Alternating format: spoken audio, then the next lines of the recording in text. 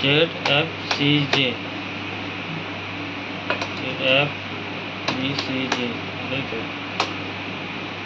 এটা যাবে, এটা খুলেছে, টুডে করবে, করার পর এখানে স্পেস দেবে, আদার এমপ্লয়ি ইনফরমেশান এটা দেবে, অ্যামাউন্ট হয় না 130 টাকা,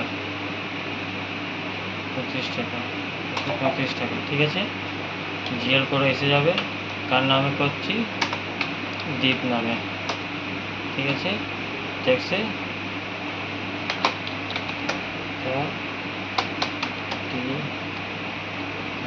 লিখে তাই এসে যাবে টিএন স্ন্যাক্স, ঠিক আছে। ভেন্ডার এসে যাবে, এখানে এসে যাবে, রিফারেন্স হয়ে যাবে, রিফারেন্স বিলটা বের করে তো এখান থেকে বিল করে ধরোই তো এটা দেবে ওয়ান পড়ছে। তারপরে এখানে জিও ডলার ক্লিক করবে, একবার ইন্টার, দুবার ইন্টার, তিনবার ইন্টার মারবে, এখানে রেড হয়ে গেছে, রেড এসে গেছে। তারপরে এখানে সিলেক্ট করবে, সেভ এসএল মারবে, এখানে সেভ এসএল মারলে হয়ে গেছে, চলে গেছে 135 টাকা।